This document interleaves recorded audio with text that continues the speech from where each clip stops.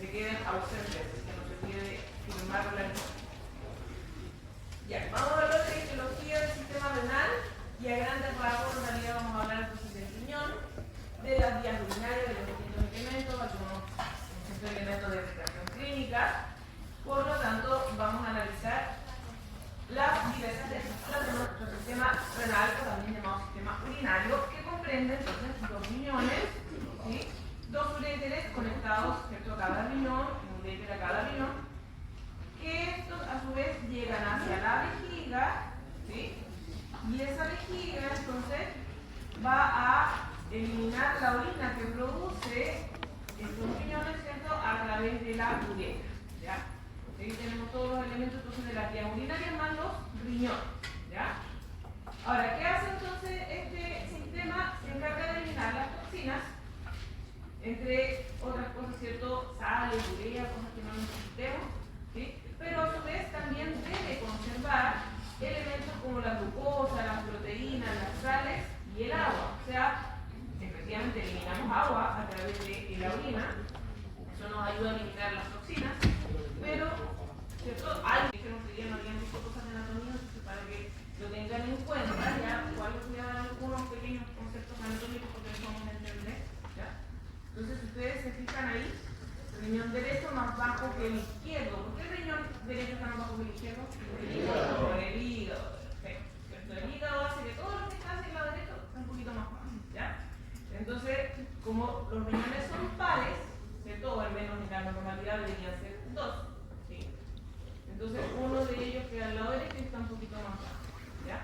Ahora, ambos los irriga la arteria renal, ¿cierto?, y el drenaje se hace a través de la vena renal, ¿ya? Por lo tanto, bastante contra la irrigación, ¿ya?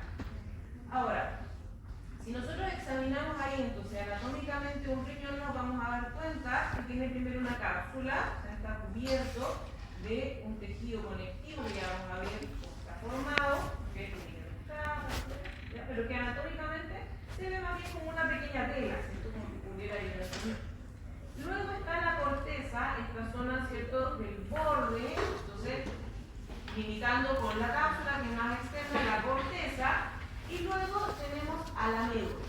En la médula nosotros vamos a tener a las pirámides renales y a las columnas renales. Las columnas renales son proyección de la corteza hacia la médula, pero dado que están al lado de las pirámides, las columnas renales, pese a que tienen tejido que también está en la corteza, son de la médula, ¿okay? Ahora, histológicamente, cuando nosotros analizamos corteza y médula, de verdad nosotros no analizamos la columna renal, eso, ¿cierto?, porque es igual a lo que está en la corteza. Entonces nosotros analizamos esto como elemento, ¿cierto?, de la médula, pirámide, ¿ya? Ahora, acá dentro de la corteza hay una serie de elementos que se llaman corpúsculos renales, que contienen a los glómerulos renales, que lo vamos a ver, y que se encargan de entonces filtrar la sangre para producir la orina y eliminar entonces las toxinas, el exceso de agua, las sales, todas aquellas cosas que nosotros necesitamos depurar de nuestro cuerpo, ¿ya?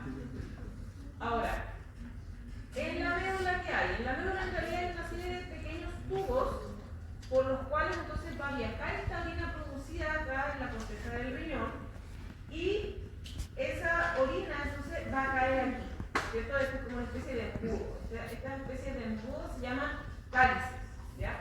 Tenemos aproximadamente entre 8 a 12 pirámides renales, ¿ok? Aunque en algunas personas puede variar estos números, incluso podría ser un poquito más, pero generalmente es entre 8 y 12, ¿ya? Y cada una de las pirámides desemboca en uno de estos especies como de embudos que se llaman cálices menores. Tenemos los cálices menores. Varios de esos cálices menores se reúnen en un segmento un poco más amplio que se llaman los cálices mayores, ¿okay?, que generalmente tenemos de 3 a 4 cálices mayores, y estos van a desembocar a su vez en esta parte más dilatada, que es el comienzo entonces de esta estructura que es el uréter, ¿okay?, y esa estructura más dilatada donde desembocan los cálices mayores se llama pelvis renal, ¿okay? Y todos estos mismos elementos que lo ven en el dibujo los pueden ver aquí en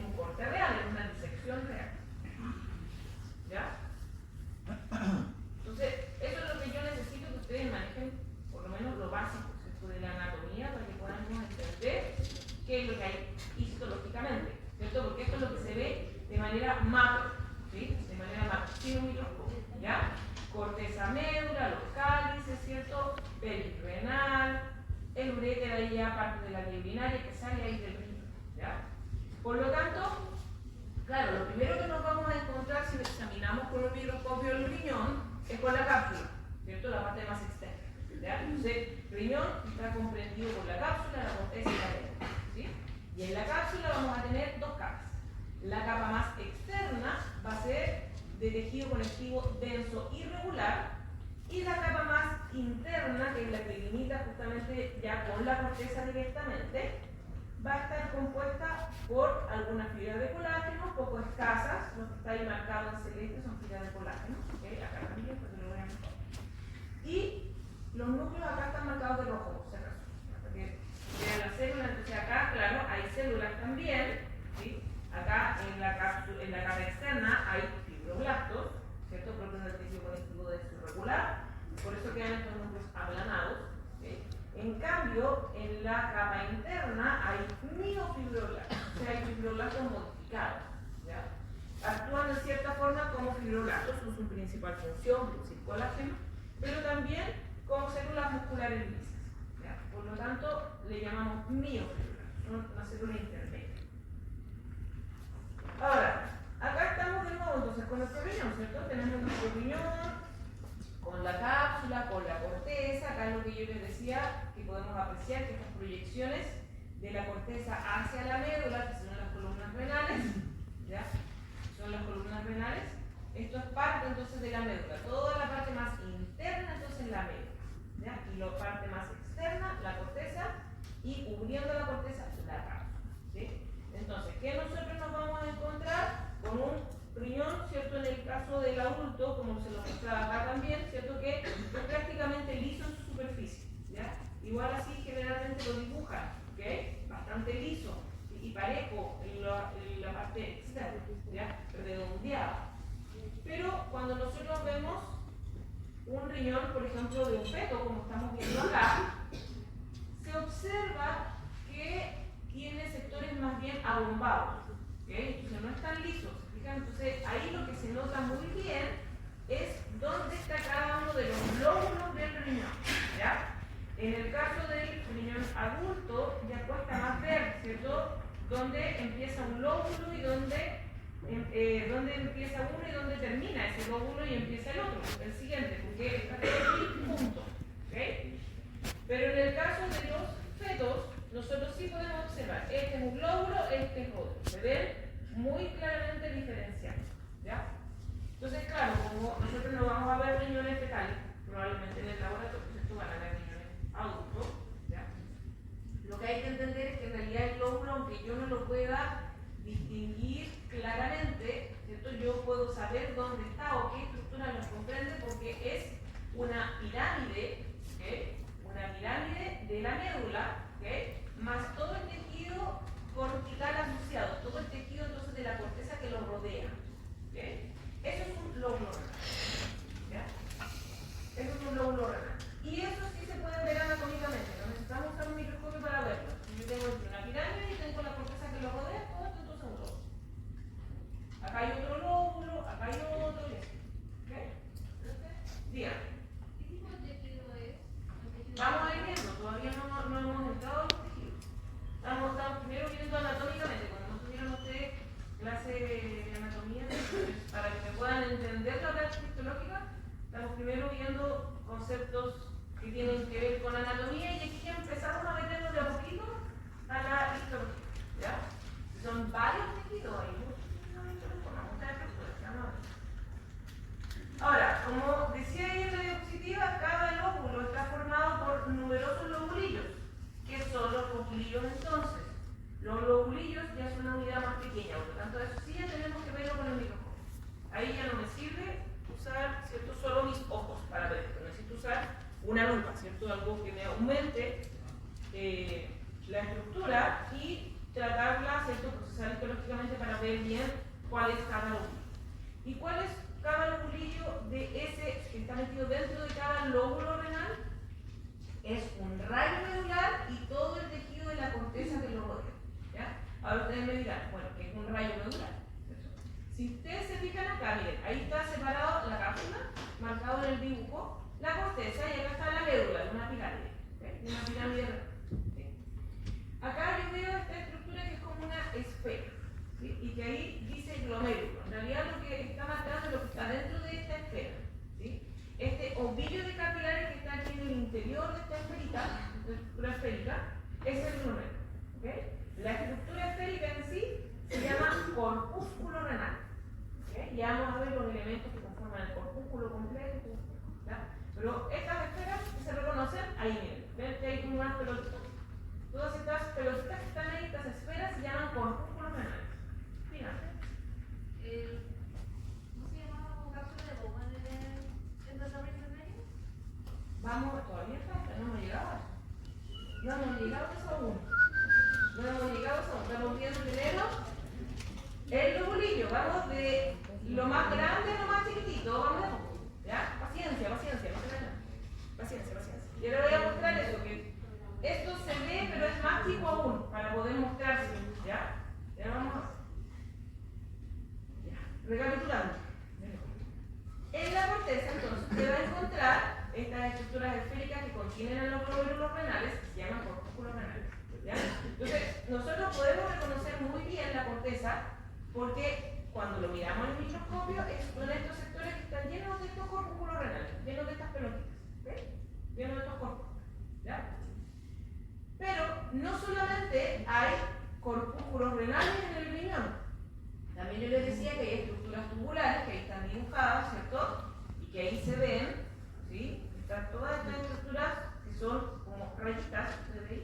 Y como pequeños círculos más chiquitos ahí, entre medio. Son tubos cortados ya sea a lo largo o, ¿cierto? Longitudinalmente o transversalmente, ¿ya? Entonces tenemos estructuras que conducen la orina y otras que la producen. En los corpúsculos se va a filtrar la sangre y ahí se va a producir la orina. Y los tubos van a conducir esta orina hacia el exterior del riñón. ¿Ya? ¿Y qué es lo que sucede entonces? Todo este sistema, estas estructuras que vemos en la corteza, donde tenemos corpúsculos renales, ¿sí? Y que entre medio vemos un sector donde hay solo tubos, ¿ok? ¿Sí? Todo esto entonces es un lobulillo, ¿ya? Y el sector donde vemos solo tubos, ¿sí? Eso se llama rayo medular.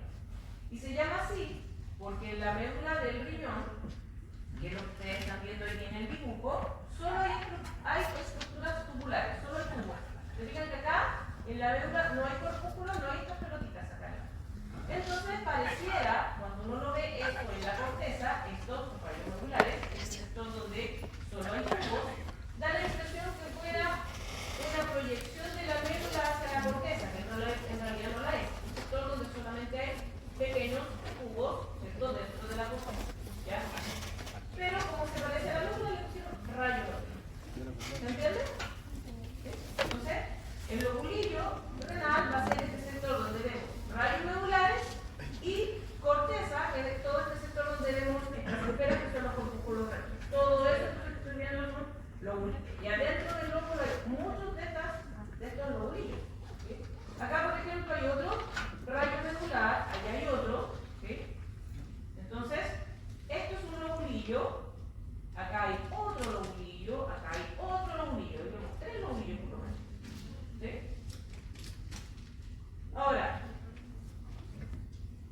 la unidad básica funcional del riñón va a estar compuesto justamente por estas estructuras que forman la orina y estos tubos que lo transportan. ¿Ya? Entonces vamos a tener primero la nefrona, ¿okay? Ya vamos a ver qué elementos conforman la nefrona. ¿Okay? Y por otro lado tenemos al túbulo colector, que es lo que está ahí en rojo. ¿Okay? En celeste está marcado los elementos de la nefrona, en rojo el túbulo colector. Entonces, acá se forma la orina.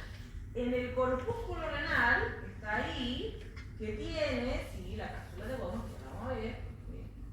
Ahí se filtra la sangre y se produce la orina.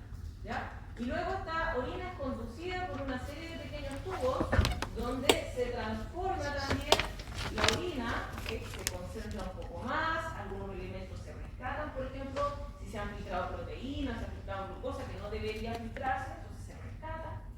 El exceso de agua también, por ejemplo. Entonces, aquí todavía se va a procesar la orina, así que todavía se forma parte de la orina aquí, pero luego ya en este túbulo colector que es más grande, al cual llega un tubo de la nefrona, acá, que se llama túbulo contorneado distal, va a llegar este colector, y aquí, ¿cierto? Luego va a salir por la base de la pirámide renal. La base de la pirámide renal se llama papila renal. ¿Ya? Voy a adelantar harto, pero nada más para buscarle, lo tengo un poquito más allá. Ya voy a ahí. Fíjense ustedes, ahí está la papila renal. Aquí es donde termina una de estas pirámides y este espacio que estamos viendo aquí, que es ese espacio que está ahí, ¿okay? Esa también es la papila. ¿Okay? Acá mirado en una imagen de microscopio electrónico de barrido, aquí mirado en un corte lógico normal, ¿okay? Mirado con microscopio óptico. Entonces, ahí está la papila, ahí están llegando los colectores. Entonces, con un microscopio electrónico de barrido, la superficie de esta estructura que se llama papila renal, eso se ve que está como lleno de hoyitos, ¿okay? Porque es donde llegan los colectores, donde desembocan los colectores. ¿Ya? Como está llena de hoyitos, a eso también le llaman lámina clivosa o área clivosa de la papila renal. ¿Ya? También. ¿Ya? A eso que está ahí. Como pareció como le llaman en el etmóide. Área clivosa, una aquí. ¿Ya? Y esto que está ahí, entonces, ese espacio es un calumno. Ahí es donde llega entonces la luz. ¿Ya? Entonces, acá, claro, estoy viendo una pirámide renal, ¿cierto? Y en la punta de esa pirámide es la papila. De ahí desembocan estas estructuras que son los colectores.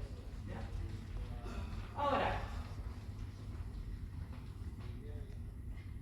cada una de estas estructuras, entonces, que son las nefronas, son bastante más complejas. El colector en realidad es bastante simple porque es una sola estructura que primero es más chiquitita y que luego cada vez se hace más grande.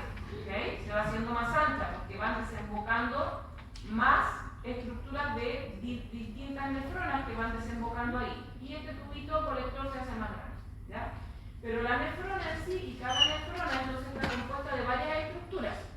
Está compuesta del corpúsculo renal, que es una estructura que decía que era como una esfera, del túbulo contorneado proximal que sale del corpúsculo renal, que ven aquí, ¿sí? Luego desciende esta estructura, este tubo, y se hace más chiquitito, desciende hacia la médula, se transforma en la llamada asa de Henle, y luego vuelve a ascender hacia la corteza, se hace más grande y se transforma en el túbulo contorneado distal. Ese túbulo contorneado distal, este entonces que vemos ahí también, este es el que desemboca en el túbulo. ¿Okay? Entonces, esos son los elementos de las nefronas. ¿Ya?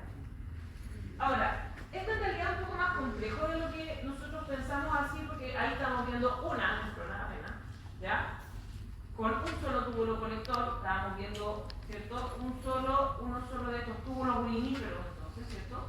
La nefrona con su túbulo colector, pero como les decía, hay varias nefronas que desembocan en cada uno de sus túbulos colectores, y hay muchos túbulos colectores, y hay muchas nefronas, y además de eso, se nos suman los vasos sanguíneos, ¿ya? Porque obviamente el riñón, como les decía, tiene que filtrar la sangre para producir la orina, por lo tanto necesitamos que haya muchos vasos sanguíneos para que se filtre la sangre, ¿ya? Y además el tejido renal también necesita nutrirse y oxigenarse, así que obviamente le va a llegar sangre, ¿ya? Entonces esto se nos complica un poco más porque tenemos muchas estructuras tubulares. O sea, tenemos todas las estructuras tubulares propias del tejido renal, pero además tenemos los vasos sanguíneos que también son tubos. ¿Okay? Entonces, tener claramente la imagen mental de cómo yo puedo diferenciar histológicamente una arteria, por ejemplo, de una vena, de un capilar, y cómo diferenciar todo eso de los tubos que vamos a ver acá. ¿Ya? Porque si no nos vamos a confundir y podemos pensar que una estructura es un túbulo, por ejemplo, distal, y en realidad es una arteria. Entonces tenemos que tenerlo claramente ya en nuestras mentes.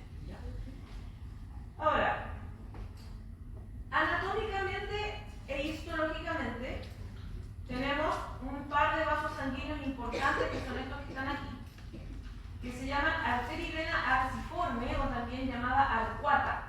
arqueada, ¿ya? Dependiendo si la escriben en latín, en español, ¿ya? Arciforme o arqueada o arcuata, ¿ya? Entonces, esos arteria y vena justo pasan entre la corteza y la médula, ¿ya? Entonces, si yo por ahí cuando estoy mirando en el microscopio me perdí y no tengo la seguridad de si estoy todavía en la corteza y ya estoy viendo médula o al revés, ¿cierto? Si estoy pasando de la médula a la corteza, puedo ubicar estos vasos sanguíneos, ¿sí?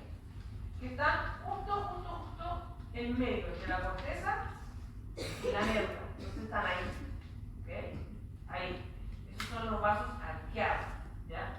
Y que se pueden distinguir entonces fácilmente, por eso ahí entre medio en este dibujo, por ejemplo, dejaron una serie de puntitos, todo depende de cómo pasa el corte, para ver esos vasos, ¿ya? Aquí se lo dibujaron más como pequeñas ramitas, ¿okay?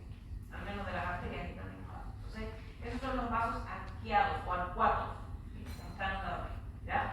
Y eso nos ayudan a distinguir, entonces anatómicamente no se ven tanto porque son muy chiquitos, como ven ustedes ahí, cuesta verlo, ¿ok? Pero a veces, ¿cierto? Son un poquito más grandes y se pueden ver anatómicamente, pero es mucho más fácil verlo desde el punto de vista histológico. Entonces nosotros tenemos por ahí algunos vasitos, como eso, ahí está, vasitos aquí, ¿ya? Entonces, si yo los encuentro, yo sé que entonces entre ellos es donde está la corteza y la médula, ¿ya? Ahora, acá en este diagrama dibujaron ahí un colector al cual llegan varios túbulos contorneados distales de diversas nefronas y otros túbulos colectores de otros también túbulos puriníferos. Y como ven ustedes, ahí está la pirámide, ¿cierto? Y ahí está la papila, porque tiene esa serie de hoyitos, ¿ok? Donde llegan los diversos colectores. Ahora, vamos a mirar entonces las estructuras de la nefrona. Vamos a analizar cada una de ellas. El corpúsculo renal, entonces, que es el elemento principal de esta nefrona, va a estar compuesto de un ovillo de capilares que se llama glomérulo. Entonces, esto que está aquí, que es esto que está adentro, ¿cierto? Es un ovillo de capilares, o sea, acá va a llegar una arteriola con sangre, porque se llama aferente, porque llega, ¿ok? Aquí al polo vascular de este glomérulo, o sea, y de este corpúsculo renal, llega acá, ¿cierto? Aquí no se ven los vasos de esta arteriola aferente y la eferente, por si acaso, pero llegan aquí. Yo sé que aquí, donde hay esta continuidad de tejido, entonces aquí es donde llega la arteriola aferente, se capilariza, se transforma en este ovillo de capilares, que es el glomérulo, y luego vuelve a formarse otra pequeña arteriola, que es la que saca la sangre de este corpúsculo renal y de este glomérulo, por lo tanto, ¿cierto? Y que ya la sangre entonces va filtrando, ¿cierto? Entonces aquí ya la sangre viene, ¿cierto? Con todas las toxinas que necesitamos eliminar, se filtra aquí la sangre, se produce la orina y luego la sangre ya limpia sale por acá. Entonces, por aquí, donde entran y salen los vasos sanguíneos, este lugar de acá se llama polo vascular. ¿Ok? Ahora, como se filtra la sangre y se produce la orina, ¿dónde cae la orina? Cae aquí, en este espacio, que se va a llamar espacio urinario.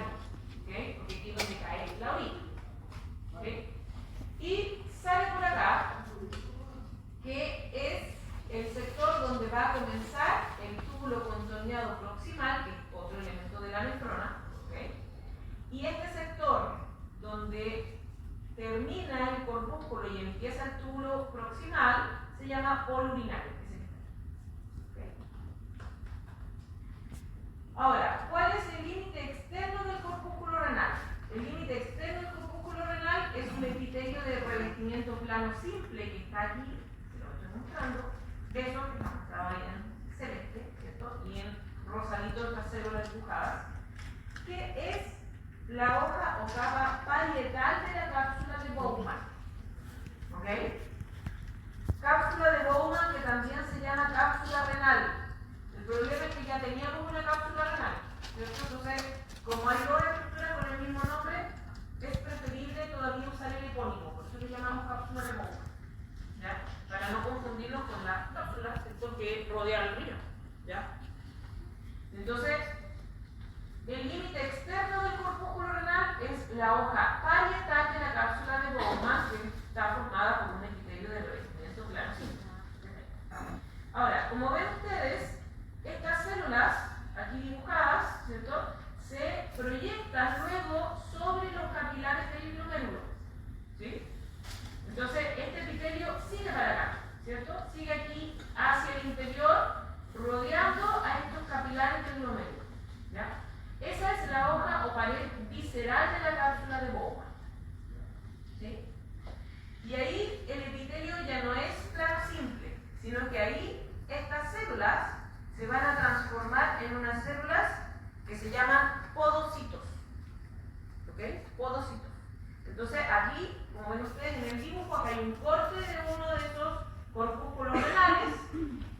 están los capilares, ¿cierto? Al interior van los eritrocitos, ¿ok?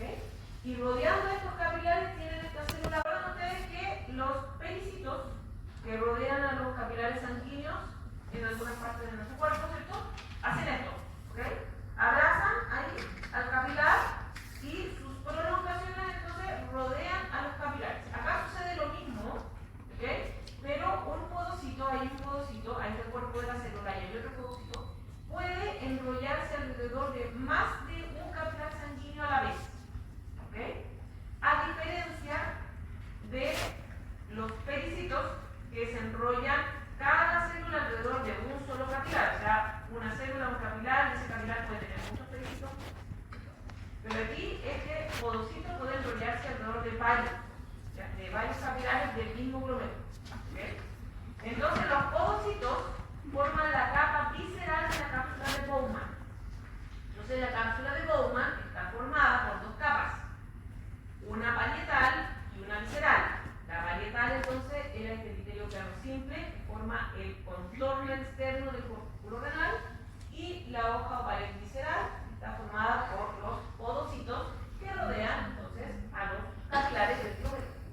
¿Okay? Y entre ellas, entre ambas capas o ambas hojas, es donde queda entonces este espacio que es el espacio urinario, también llamado espacio de Bowman, dado que esto está entre las hojas de la cápsula de Bowman. Entonces podemos llamarlo espacio urinario o espacio de Bowman. Cualquiera de esos dos nombres es correcto. Diga.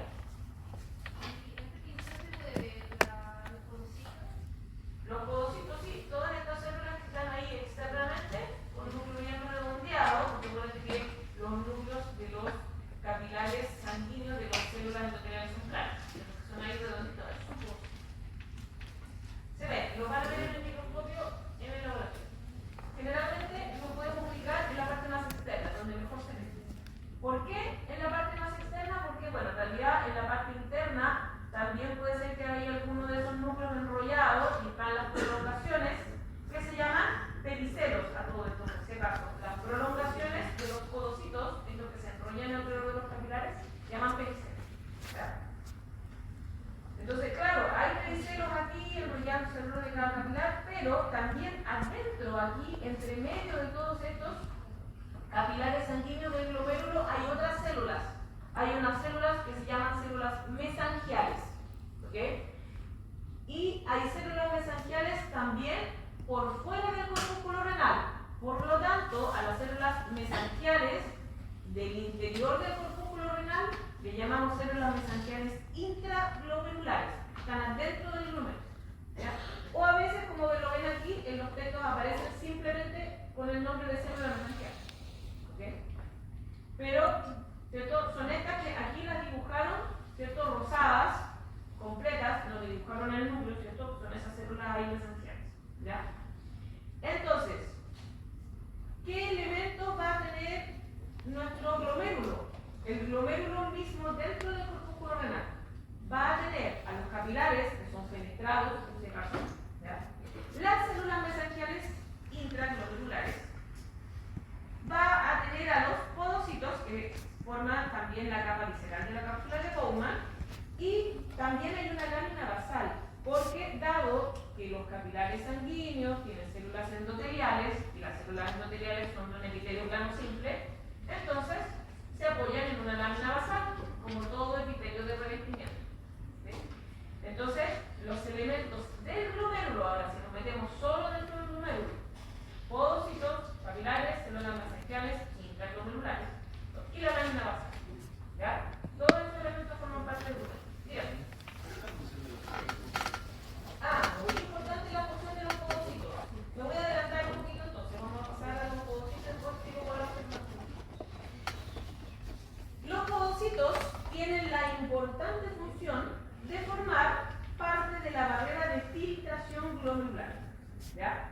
Y la barrera de filtración glomerular es la que se encarga de filtrar la sangre para producir hormonas. ¿Sí? Vamos a entrar en detalle un poquito más, pero necesito hablar un poquito antes de eso, de las células mesangiales. Entonces, ahí están dibujadas todas las células mesangiales, y ahí están dibujados los podocitos. ¿Okay? Ahí están los capilares penetrados, pero si tienen esos agujeros, ¿sí? Ustedes se ponen los capilares penetrados, tienen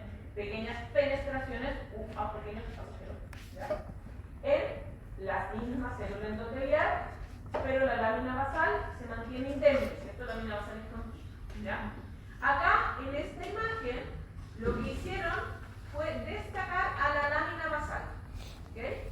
Hay muchas patologías renales que se relacionan con problemas de la lámina basal. Por eso hay una atención especial que se llama función de Paz o ácido periódico de Schiff. Paz con S, por cierto. Que es una atención especial para marcar la lámina basal. Se usa especialmente cuando tenemos biopsia renal. Porque si se afecta la lámina basal, entonces también podemos afectar la barrera de filtración glomerular. ¿Ya? Es importante poder verla y si está continua, ¿cierto? Y no tiene alguna interrupción, ¿ya? O si no está presente en algún sector de este corpúsculo renal.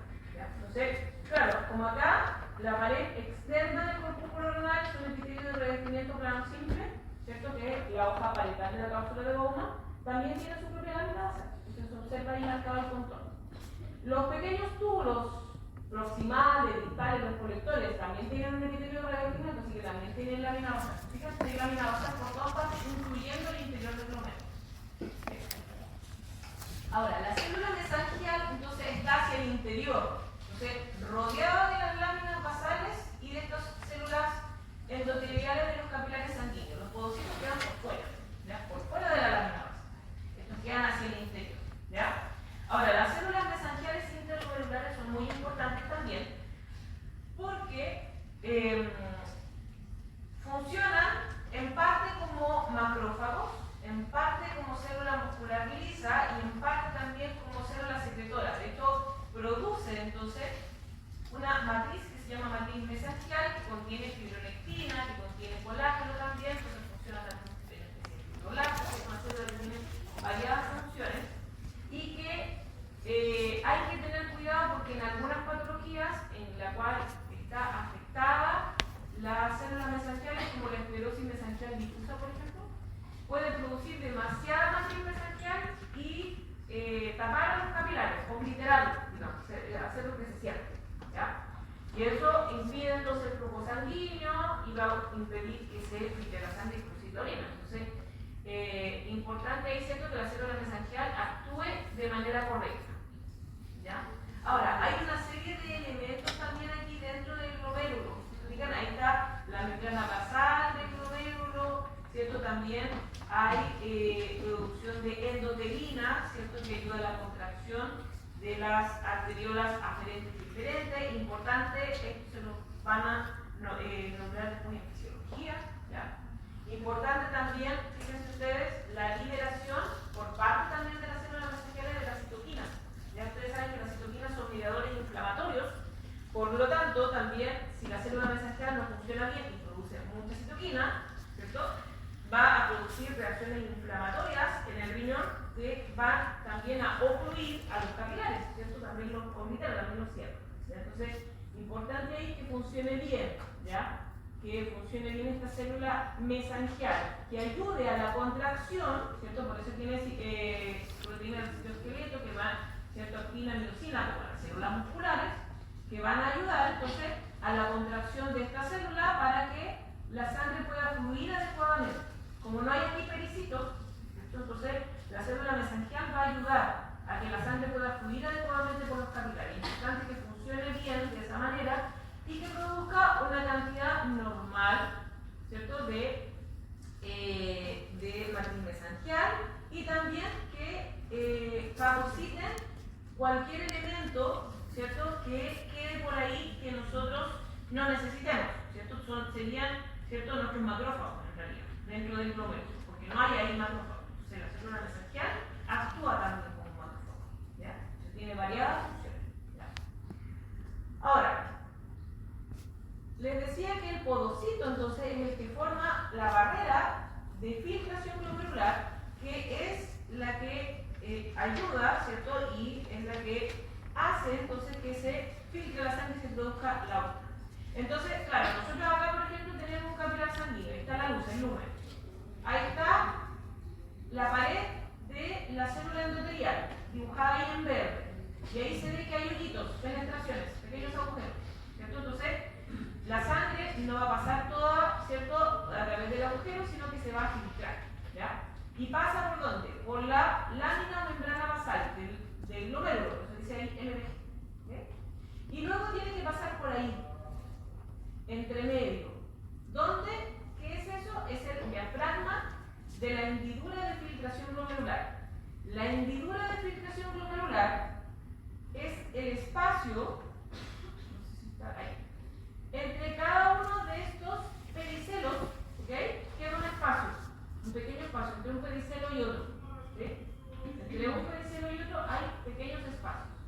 Esos espacios entonces se llaman hendiduras de filtración. ¿Ya? Entre un pedicelo y otro, entonces, justo donde está la hendidura de filtración glomerular, queda un diafragma de filtración que corresponde a moléculas de nefrina que van a unir a un pedicelo con otro, en ese lugar. ¿Ok? Y por ahí entonces pasa la sangre por aquí y sale el filtrado. Y el filtrado entonces es la orina. ¿Ok? Entonces, no pasan los eritrocitos, no deberían en la normalidad pasar el eritrocito completo porque las penetraciones son pequeñitas, ¿cierto? Y la membrana basal va a filtrar, o la lámina basal filtra, y aquí tenemos el otro elemento que filtra, ¿ya? Que es el diafragma de filtración. Y el diafragma de filtración, como les decía, está formado por moléculas de nefrina. Por lo tanto, cuando hay mutaciones en el gen que codifica para la nefrina, pueden haber patologías que van a impedir o que van a hacer en algunas ocasiones que la filtración de la sangre para producir orina no sea correcta. ¿Ya? Por ejemplo, ahí les anoté, hay uno que es el síndrome nefrótico congénito, en donde las proteínas, en especial la albúmina, se filtra hacia la orina, cosa que no debería suceder. ¿Ya? ¿Y eso por qué? Porque ahí la nefrina está mutada. ¿Ya? Hay más de 70 mutaciones de la nefrina, así que también hay muchos tipos de patologías que se relacionan con eso. Pero el más común es este síndrome nefrótico congénito. ¿Ya? También hay edema, cierta epidemia, ya hay una serie de síntomas más que se producen ahí, por eso. ¿Ya? Ahora, ¿dónde está todo eso? Miren, esto es una imagen de microscopía electrónica de transición, y ahí ustedes ven esas líneas que están ahí, esas rayitas. Eso es el diafragma de filtración, ahí está la nefrina. ¿Ya? Ahí está la lámina basal. ¿Sí? Aquí está el lumen, el interior de un vaso sanguíneo, de un capilar. ¿Ya? La penetración, el poro por donde va a pasar la sangre, a través entonces de la lámina basal y luego pasa por ahí. Este espacio entonces es la hendidura de filtración, ese espacio. ¿Ya? ¿Y hacia dónde da? Hacia el espacio urinario. ¿Sí? Y ahí está el cuerpo del podocito. Esos son los pedicelos, están ahí cortados. ¿Sí? Entonces, la nefrina, el diafragma de filtración, donde está la nefrina es esta rayita apenas, así chiquitito. ¿Ya? Esa rayita que une a un pedicelo con otro. ¿Ya? Muy, muy pequeñito. Ahora, cuando se produce la orina, nosotros necesitamos saber justamente que no se esté filtrando, por ejemplo, un exceso de proteína, que no se esté filtrando glucosa, que la cantidad de agua que se está eliminando sea la correcta. Entonces, hay un sistema que regula el flujo sanguíneo renal y la filtración glomerular, que es básicamente nuestro sensor, ¿cierto?, de la orina. Y eso se llama aparato yuxtaglomerular. El aparato yuxtaglomerular va a estar formado por células de la arteriola aferente. Entonces, la arteriola aferente que ustedes dibujaron para este lado, la arteriola que han dibujado para allá, pero la flecha indica el flujo sanguíneo. ¿Okay? La sangre entra por la arteriola aferente, sale por la eferente. ¿Ya? Aquí hay células, ¿sí?, que son células del músculo liso, propias de las arteriolas, es una capa, células endoteliales, pero cuando ya estamos llegando al corpúsculo renal, hay células, entonces ahí de esta arteriola, ¿okay?, que pueden o tienen la capacidad de censar entonces esta orina que se está produciendo. ¿Ya? Ahora, la orina ¿por dónde está pasando? Por acá, por el túbulo contenedor rectal. Se filtra aquí, aquí recién se produjo la orina, sale por acá. ¿Okay? pasa después, ¿se acuerdan que después del túbulo proximal, me va a volver para ver todo el camino y mostrárselo de nuevo? Pasaba entonces túbulo proximal, asa de Henle y luego túbulo contorneo distal. Se fijan que hay una parte del túbulo distal de esto que pasa cerca del polo vascular, del corpúsculo renal. ¿Sí? Pasa por ahí. En ese pedacito, ahí, solo en ese lugar, hay un grupo de células que forman un epitelio de células que están muy juntas. Es prácticamente como un núcleo encima del otro. Eso se llama mácula densa. ¿Ya? La mácula densa, entonces, está dentro del túbulo distal, dentro del túbulo contorneo distal, que pasa cerca del polo vascular, solo en esa parte. Entonces, va a formar también parte de este aparato yuxtaglomerular. ¿Okay? Entonces tenemos la mácula densa, tenemos células de la pared de la arteriola aferente, más un grupo de células que está entre la arteriola aferente y la eferente, y el túbulo contorneo distal con la mácula densa, no dentro del corpúsculo, sino que por fuera, cerca del polo vascular que está aquí. Ese grupito de células también son células mesangiales, o sea, también son una especie de célula muscular lisa modificada, pero como están por fuera del corpúsculo, se llaman células mesangiales yuxtaglomerulares, o sea, que están junto al glomérulo. ¿Okay? Yuxta significa junto a. ¿Okay? O a veces le llaman extraglomerulares, ¿ya? Porque no son del glomérulo, sino que están, ¿cierto?, en el exterior. ¿Ya? Extra o yuxtaglomerulares. Todos esos elementos que están anotados ahí, que les pueden ver acá, son los elementos que forman este aparato yuxtaglomerular que se encarga, entonces, a grandes rasgos, entonces, de censar esta orina. O sea, regulan el flujo sanguíneo renal y la filtración glomerular. ¿Ya? Estos, entonces, son las células que van a captar si la orina que va a estar pasando por aquí tiene la composición correcta. ¿Sí? Para que, si hay algún problema, cambie. ¿Okay?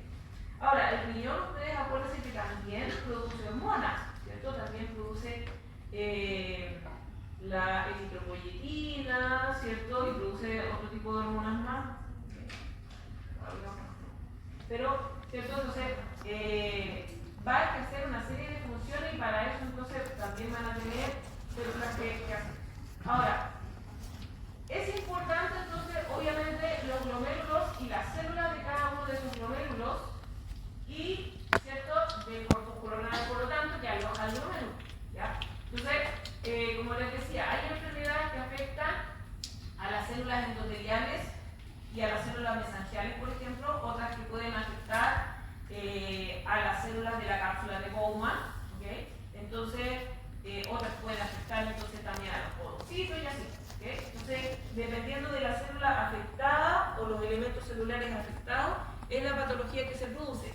El riñón tiene muchísimas patologías, ¿ya?, que se pueden producir, como les decía, ya les había nombrado el síndrome nefrótico congénito, ¿cierto? Y acá les muestro otros dos, que es la glomerulonefritis proliferativa difusa aguda. Esta patología es reversible, ¿cierto? Y aquí también se afectan las células mesangiales, ¿ya?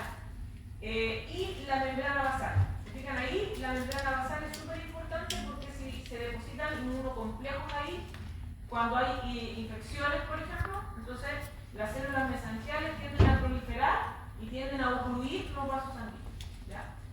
Ahora, este síndrome entonces, como les decía, reversible, ya eliminando la infección, ¿cierto?, y tratando este depósito de inmunocomplejos, ¿cierto?, eliminándolo ya de la membrana basal, entonces todo puede volver a la normalidad. ¿Okay? Pero en el caso de la glomerulonefritis rápidamente progresiva, y en particular esta que es con semiluna, porque hay otra que es sin la semiluna. ¿Okay? Esta no es reversible. ¿Okay? Aquí, cuando ya hay un daño en los glomérulos, estos glomérulos ya no vuelven a funcionar. ¿Ya? Entonces, esta obviamente es mucho más grave, ¿okay?, porque eso hace que finalmente nuestro riñón pueda fallar. ¿Ya? ¿Qué es lo que pasa aquí? Acá lo que prolifera y aumenta el número, en este caso, son las células de la cápsula de Bowman. ¿Ya? Y eso hace entonces que se impliquen además macrófagos y que se formen estas agrupaciones. Entonces, acá, como hay un aumento de células, entonces de la cápsula de Bowman, se va a producir un engrosamiento del tejido, se van a tapar los vasos sanguíneos y el cuerpo va a reaccionar produciendo básicamente una cicatriz. Por eso ahí dice fibrina, ¿okay? Se acumula ahí la fibrina. Y eso se ve como una célula rosada. Por eso le dicen ahí que es concebido, ¿ya? Esta es muy típica de patologías autoinmunes como, por ejemplo, el lupus, ¿ya? Y en muchos casos la causa es desconocida, por eso ahí dice ahí idiopática. No se sabe por qué, ¿ya? Entonces, claro, esto va a progresar rápidamente a una insuficiencia renal, ¿ya? Entonces, esto obviamente es más grave, así que pacientes, por ejemplo, con lupus, hay que siempre estar chequeando riñones, estos que están funcionando bien, porque es típico que se produzca entonces esta patología, ¿ya? En cambio, esta otra, que es más típica en niños, por ejemplo, es reversible, ¿ya? O sea, de esto se puede sanar, de esto no, o sea, la parte del riñón que se dañó, bien. Profe, ¿cuál es la diferencia entre nefrítico y nefrótico? No, exactamente cuál era el crisis, todo lo itis es inflamación, ¿cierto? Pero el del nefrótico, no recuerdo exactamente, lo voy a averiguar y le cuento, pero no me acuerdo de la diferencia exactamente. Sí, pero todo lo que es itis es de inflamación, entonces ahí es glomérulo nefritis, porque ahí lo que está inflamado entonces son los glomérulos, ¿cierto?, de la nefrona. Entonces ahí en realidad aquí lo que nos indica el nombre es básicamente inflamación. El nefrótico, no estoy segura, parece que el nefrótico es más, no es tan agudo, sino que es más crónico. Me parece que se refiere a eso. Claro, a la larga también puede haber necrosis, incluso con esto también puede haber necrosis. Pero yo lo vamos a averiguar si hay alguna diferencia. Ya, aquí tenemos el resumen entonces de todos estos elementos. Y solo hemos visto este libro. Solo hemos visto esto, lo siento. ¿Ok? Lo demás, créanme que es más rápido. ¿Ya? Fíjense ustedes, túbulo contorneado proximal. ¿Ya? No, queda tiempo. Túbulo contorneado proximal. Después entonces del polo urinario, que aquí, ¿cierto?, salía la orina por acá, por el túbulo contorneado proximal. Cuando nosotros vemos el epitelio de ese tubo y lo vemos aquí cortado, por ejemplo, transversalmente, aquí está cortado longitudinalmente, acá está cortado transversal, nosotros vamos a ver un epitelio de revestimiento cúbico simple que tiene un borde que es un tanto irregular o como le llaman estriado. O sea, eso hace que las células en su superficie apical se vean como si estuvieran rotas. ¿Okay? ¿Por qué sucede eso? Primero porque tienen microvellosidades. O sea, es un epitelio de revestimiento cúbico simple con microvellosidades. ¿Sí? Que forma este tubito. ¿Okay? Pero además, ¿qué es lo que pasa? Estas células son bastante delicadas. ¿Okay? Entonces, hacer cortes como estos, en el cual los túbulos contorneados proximales se ven muy lisos y bonitos en el corte, digamos, ¿cierto? Eso es difícil de lograr. Generalmente tienden a romperse, incluso acá, ¿cierto? Las células se tienden a romper en la superficie apical, ¿ya? Entonces, eso hace que los túbulos proximales, tanto si son contorneados como en algunos segmentos que se ven un poco más rectos, ¿okay?, hace que se vean con un lumen, o sea, con el espacio interno, entre comillas, digamos, sucio, ¿cierto? Porque parece como que tuvieran restos de células aquí en el interior, ¿okay? No solamente la orina, sino que restos de células, ¿ya? A diferencia de los túbulos distales, ¿sí?, que tienen, entre comillas, un lumen limpio. O sea, también tienen los túbulos contorneados distales, células cúbicas, también tienen microvellosidades, pero son menos y son más cortas. Las microvellosidades de los túbulos contorneados proximales, los túbulos proximales simplemente tienen una longitud mayor, son más largas y son más abundantes. ¿Okay? Entonces, si yo quiero hacer el diagnóstico del epitelio del túbulo contorneado proximal o del túbulo contorneado distal, el diagnóstico es el mismo.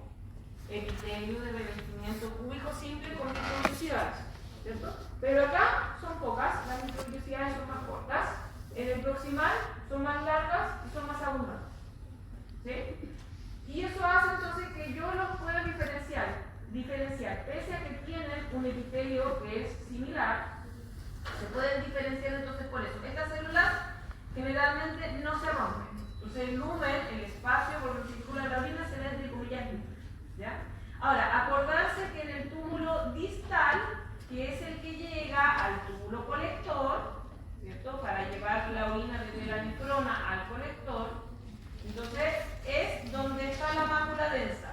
Pero se fijan que acá, por ejemplo, en esta imagen no se ve mácula densa, no se ven las células tan juntitas, porque no está la mácula densa en todo el túbulo distal, solamente en la parte, que sería en este caso ahí, por ejemplo, que pasa cerca del corpúsculo renal, ¿cierto? Y cerca del polo vascular, específicamente, ¿ya? Ahora, ¿qué hay entre medio entre el túbulo proximal, que sale aquí, y el distal, que es el que llega al colector? Está esta estructura, este tubito. Ese tubito que está ahí se llama asa de Henle, ¿ya? El asa de Henle tiene en la parte que se conecta con el túbulo proximal y en la parte que se conecta con el túbulo distal, una parte que es más gruesa. O sea, al comienzo de la médula renal, puede ser que yo vea alguno de estos tubos que corresponde al asa de Henle, pero que histológicamente se parece al túbulo contorneado distal o al proximal, ¿ya? Porque en un principio el asa de Henle tiene un epitelio de revestimiento cúbico simple pero bajo, ¿ok? O sea, que son células que no son tan cúbicas, sino que tienden a aplanarse un poquito, ¿ya? Y además no tienen microvellosidades, ¿ok? Entonces puede ser que yo vea como esto, ¿se fijan? Se parecen a los túbulos distales, ¿ok? Que corresponden a ramas gruesas del asa de Henle. Pero en la mayoría de la médula yo veo que el asa de Henle en realidad tiene un epitelio de revestimiento plano simple, como acá, ¿ok? Ahora, la dificultad que tenemos es que en la médula tenemos muchos vasos sanguíneos, ¿se fijan? Ahí. Muchos vasos sanguíneos aquí también, muchos, ¿sí? Pero especialmente capilares. Y el epitelio de revestimiento de un capilar sanguíneo también es plano simple, ¿sí? Entonces, ¿en qué nos vamos a fijar?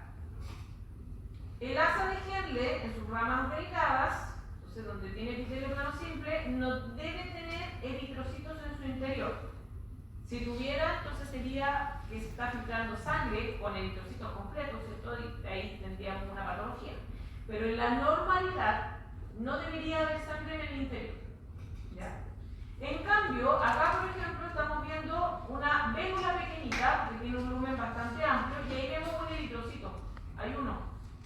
Entonces, yo sé que esto es un vaso sanguíneo, en cambio esta es una asa de Henle, ¿sí? Y ahí está el epitelio entonces que forma la parte, ¿cierto?, del epitelio plano simple de la asa de Henle y acá de las células endoteliales del capilar sanguíneo, o en este caso de la venta, de la mano, ¿sí? Entonces, por eso les decía, ojo con los vasos sanguíneos, para no confundir, ¿ya?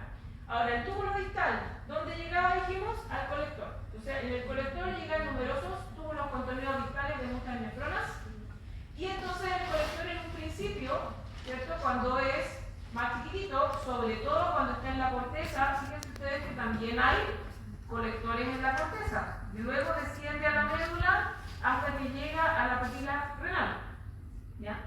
Pero en un comienzo va a tener un epitelio cúbico simple, ¿ya? No, tampoco tiene microvellosidades, tampoco tiene cilio, no tiene nada, ¿no? Cúbico simple nada más, ¿ya? Con un núcleo muy redondo y marcado y un citoplasma que se tiñe poco, más bien pálido, ¿okay?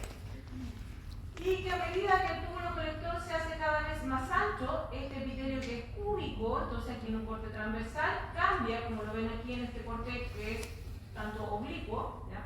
La casi longitudinal, se fijan que hay células cilíndricas, entonces el núcleo sigue siendo más bien redondo, pero la célula se alarga. A medida que el colector se hace más ancho, el epitelio se vuelve entonces cilíndrico. ¿Ya? Cilíndrico, sí. ¿Sí? Y desemboca finalmente, como les decía, en la lenticulosa de la papila renal. Ahora, salimos de ahí, ¿cierto? Llegamos al cáliz menor. La orina salió del riñón, llega al cáliz menor. Del cáliz menor entonces pasan los cálices mayores, a la pelvis renal y luego vamos a tener este conducto alargado que entonces conecta a cada una de estas pelvis renales con la vejiga. ¿Ya? Y aquí entonces en estos tubos, que son uno entonces por cada riñón, son dos entonces uréteres, ¿ya? Vamos a tener una estructura entonces tubular que va a tener una pared y un lumen. El lumen es el espacio por donde va a pasar la orina. Y la pared va a tener tres capas. Va a tener una capa más externa que se llama adventicia, va a tener una capa media que se llama muscular, porque está formada por tejido muscular, y va a tener una capa más interna que es una mucosa. ¿Ya? La mucosa va a tener un epitelio polimorfo o transicional. ¿Okay? Aquí por fin aparece este epitelio que habíamos visto que tiene la capacidad de cambiar de forma, de cambiar el número de capas y de cambiar la forma de sus células. ¿Ya? Y además va a tener la mucosa una lámina propia, o sea, va a tener tejido conectivo, ¿cierto? Como otras mucosas que hemos visto en otros lugares. ¿Ya? La capa muscular, por otro lado, va a tener dos capas de músculo liso, ¿sí?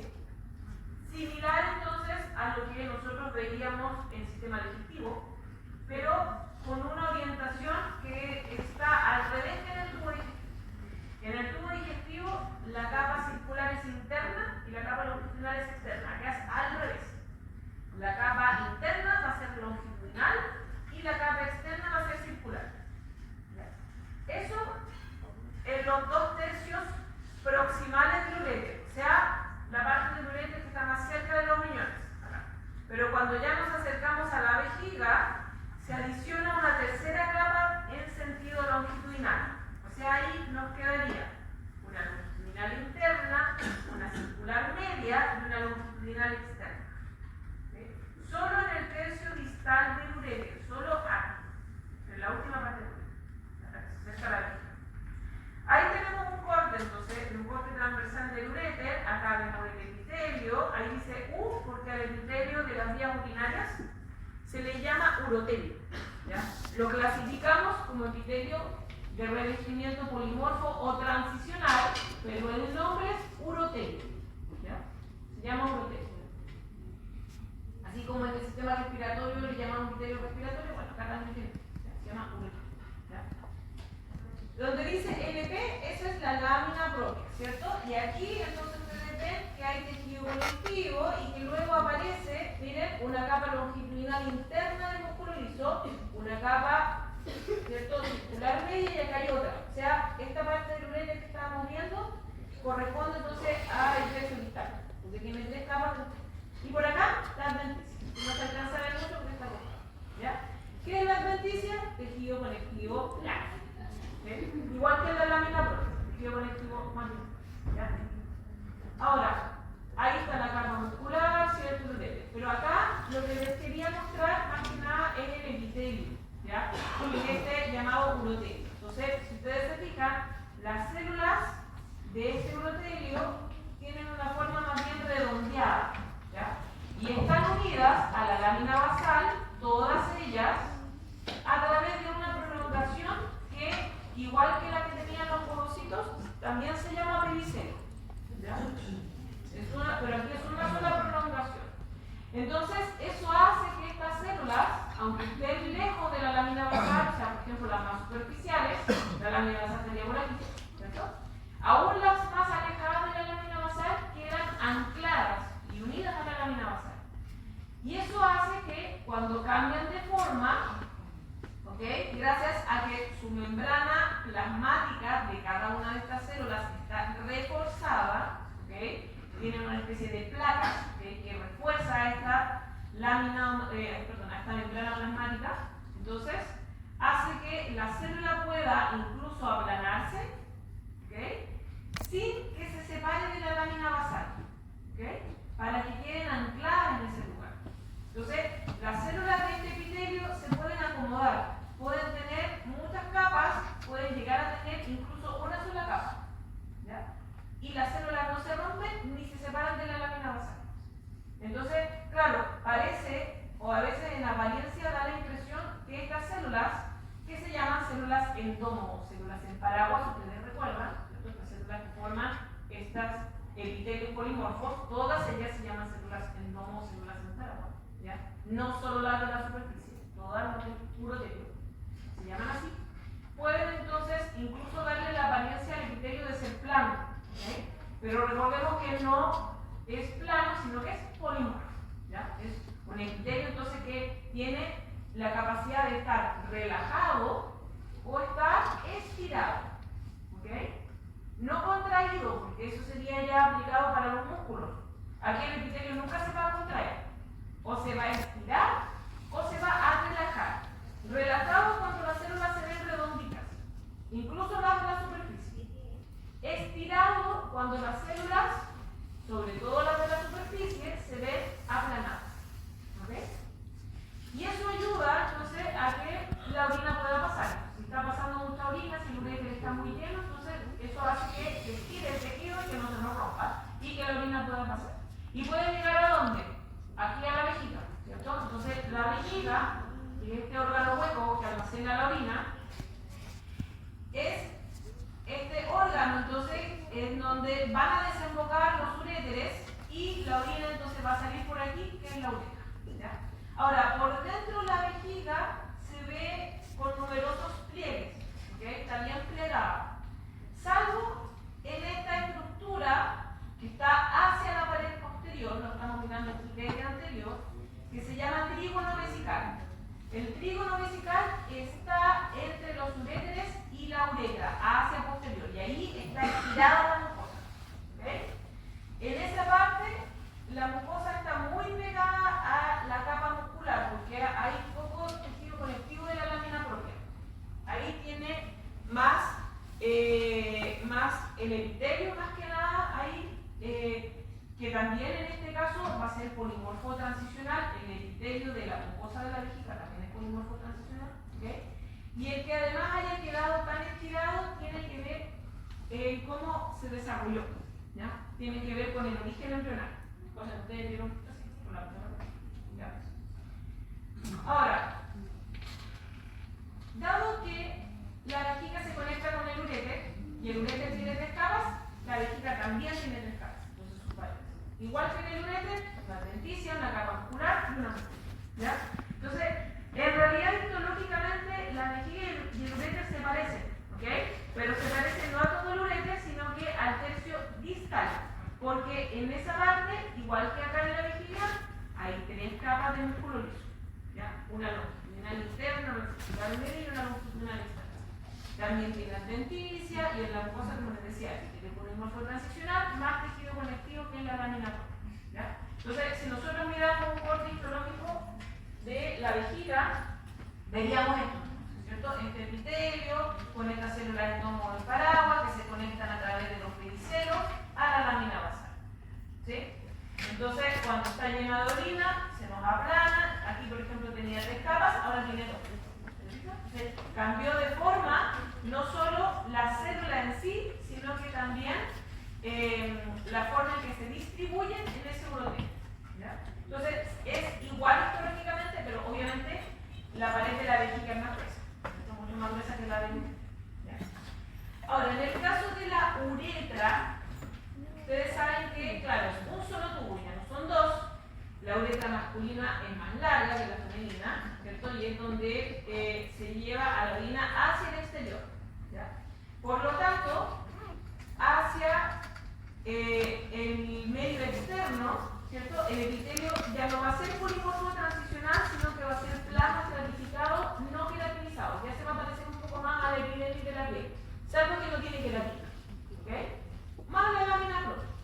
En cambio, cuando la uretra está más cerca de la vejiga, el epitelio va a ser polimorfo transicional, ¿ya? Entonces, ahí, ¿cierto? Tenemos un pequeño cambio en el epitelio.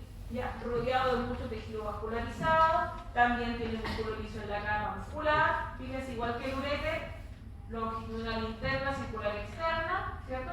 Pero ojo que cuando ya pasamos el periné, de ahí en adelante el músculo ya no va a ser liso, sino que es estriado de tipo esquelético, porque ahí es donde está el esfínter externo. Entonces, eso nos permite controlar cuando la orina sale y cuando no sale, ¿cierto? Porque si no, no podríamos controlar, ¿cierto?, cuando la orina puede salir y estaríamos continuamente, ¿cierto?, produciendo orina que saliera al exterior, ¿sí? Y más allá de eso, una advertencia, ¿ya? Ahora, ojo que en el caso de la uretra masculina, como es más larga y tiene más áreas o más porciones, entonces vamos a tener también una porción que va a corresponder a la uretra membranosa, donde hay un epitelio cilíndrico estratificado y pseudoestratificado, cosa que no tiene la uretra femenina. La uretra femenina solamente tiene la porción del epitelio polimorfo y la del epitelio plano estratificado no queratinizado. ¿Ya? En la masculina, como habíamos visto, que lo vimos en la clase de reproductor también, hay una porción adicional. Ahora, esta división de estas porciones es la división histológica, que no necesariamente coincide con la anatómica, que también puede variar. Hay versiones anatómicas que dicen que hay 4, puede variar un poco. Pero según la histología nosotros la dividimos en 3. ¿Ya? La masculina, la femenina en 2, solo 2 porciones. ¿Sí? Solo 2 porciones.